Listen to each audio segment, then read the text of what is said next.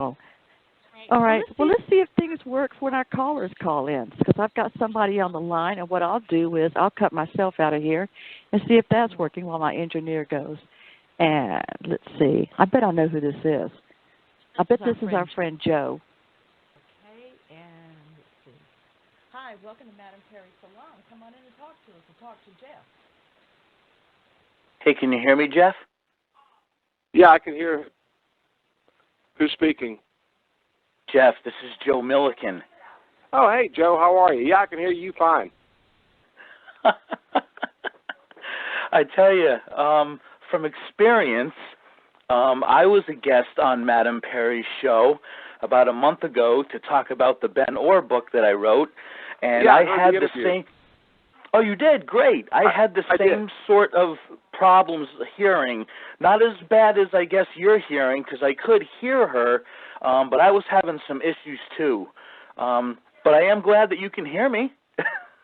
I can. How are you doing? I'm doing okay. I wanted to call in and say hi to you. I know we haven't talked in a while, but first I just wanted to say hello, and I know we haven't talked in a while, but I wanted to thank you for participating in my book, and I know how close you were to Ben Orr and how much you loved him, and it really meant a lot to me that you gave me your insights on Ben, and you provided me with some photos for the book. So the first thing I wanted to say was just to thank you for everything you did in participating in my book. Well, you're certainly welcome, Joe, and Ben obviously was a very special person to me. And I did enjoy hearing your interview. I do have to point out a couple of things, though, that I think there was one point during the interview where you said that Pat Travers reached out to Ben to see if he'd be interested in joining the project. Okay. And that didn't happen. Ben and Pat came in simultaneously. And what happened, and I went back and referred to the book, and you seem to have gotten the facts pretty spot on in your book, but Michael Carlisi, who a lot of you might know is the drummer in Lynyrd Skynyrd currently. Right. And before that, he was with John Fogerty and Damn Yankees and several different groups, and he was living in Atlanta at the time.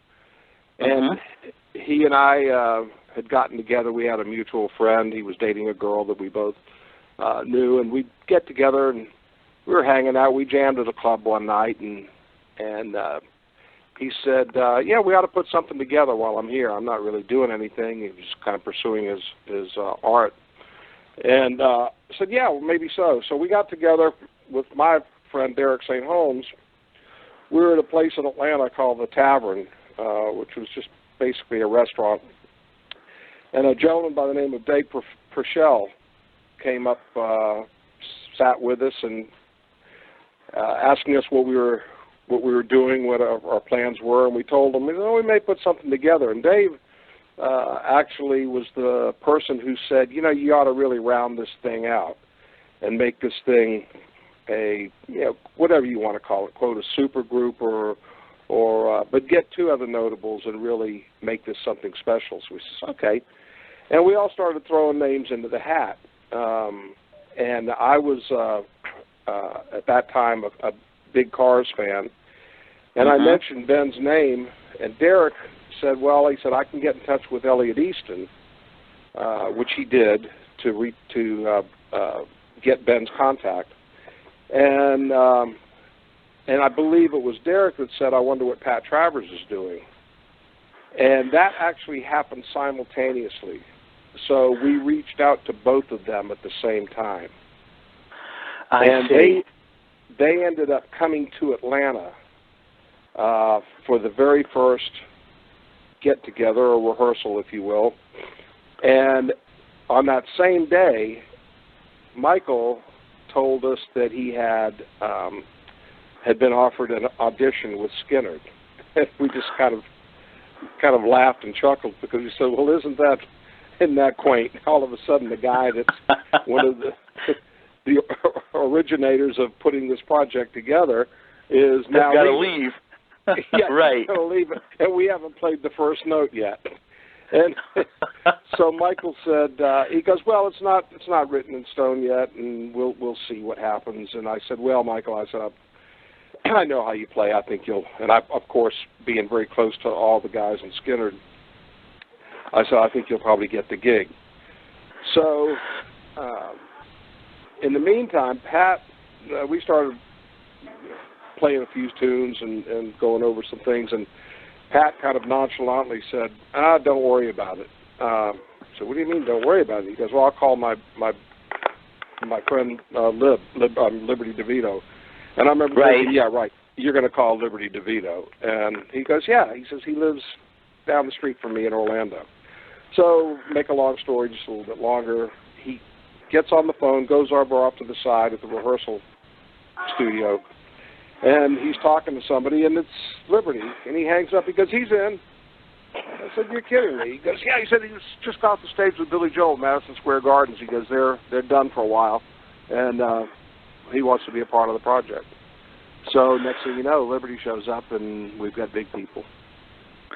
Well, I will say that I guess I'm happy that you said I got the facts right in the book. So that's the important part. And I think maybe over time I might have just kind of mixed things up a little bit.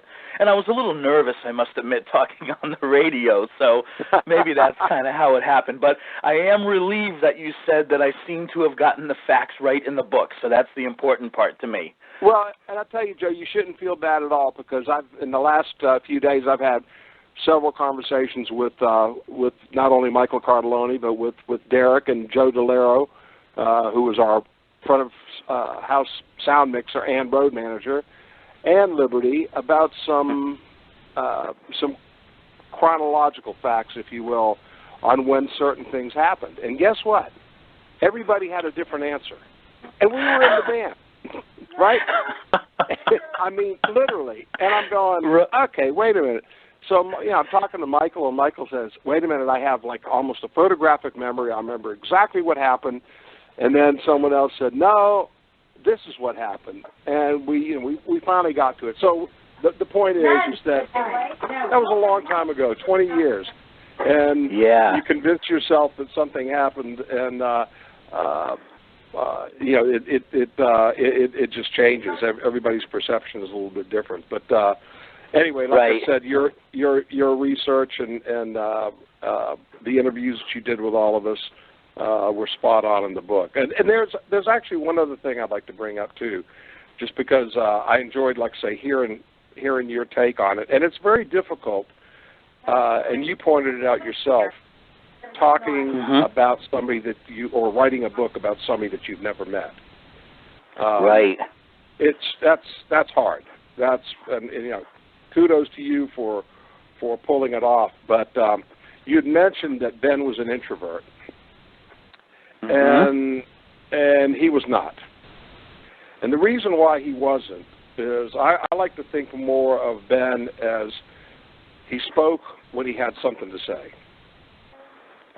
Which sometimes comes off as being shy or aloof.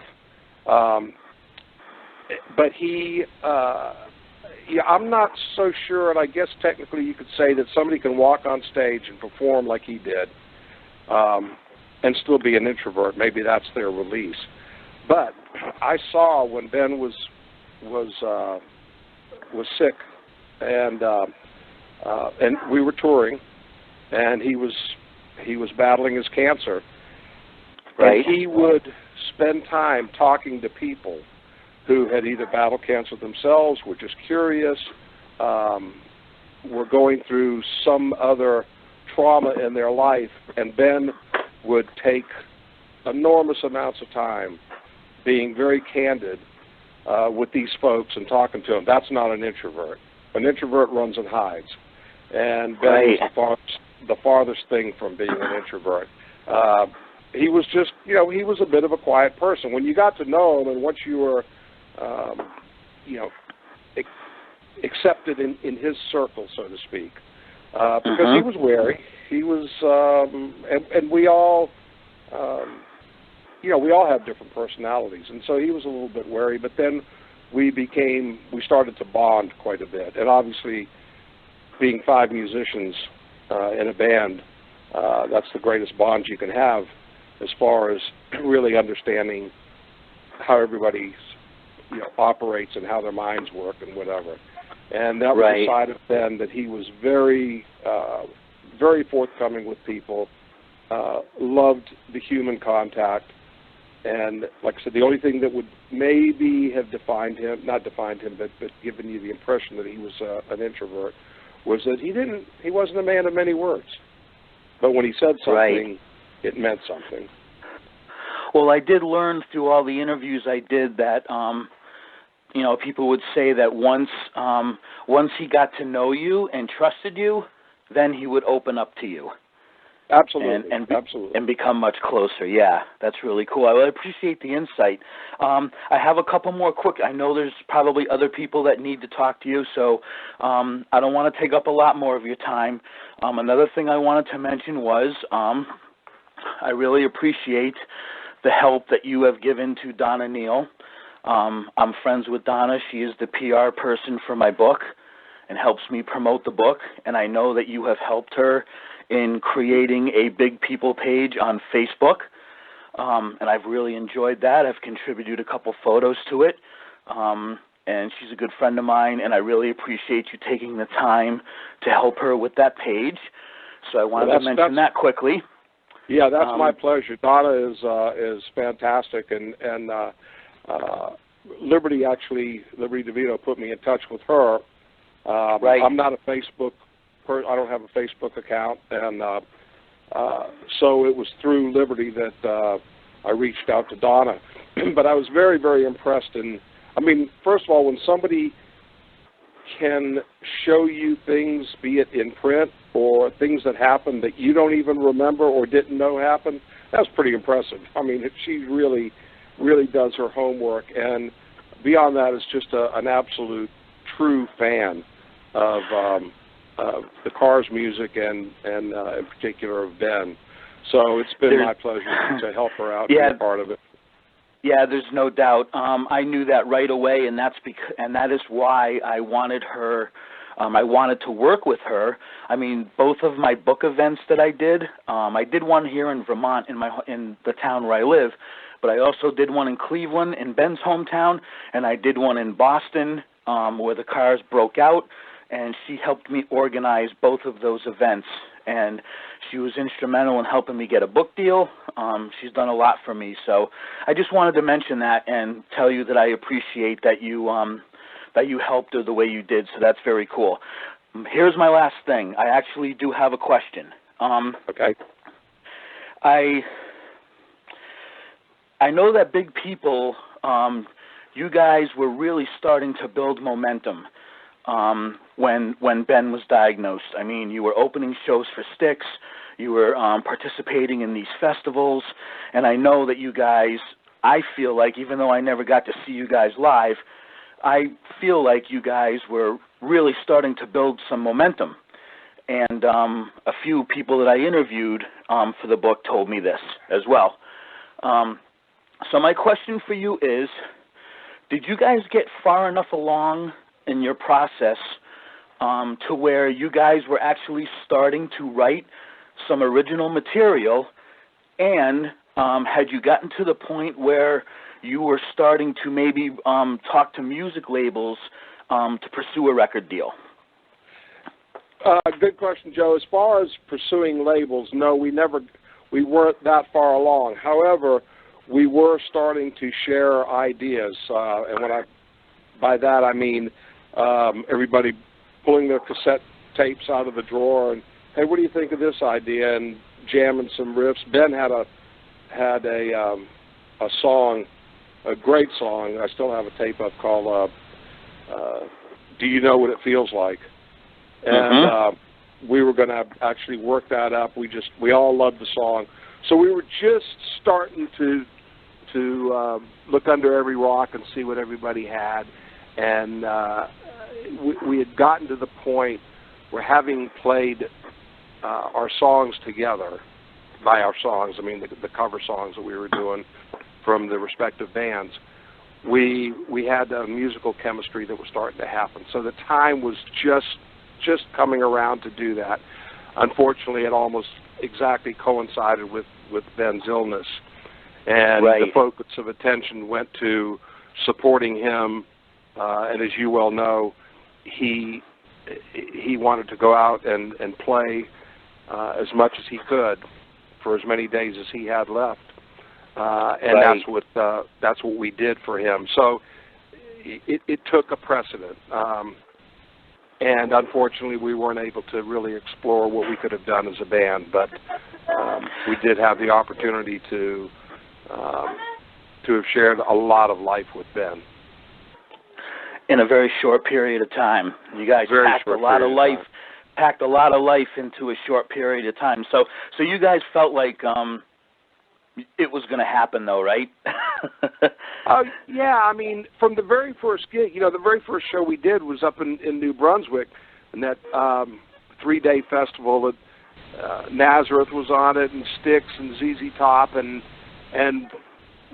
we were the newbies. I mean, it was our very first show. And we had a good show, and I remember, like it was yesterday, calling home, talking to my wife, and she says, "Well, how did it go? What was it like?" And I said, "It's weird. It's like I never had another band before this. This has always been my life, and I've always been in this band. It just seems so meant to be, if you will." Wow. And I didn't know, because obviously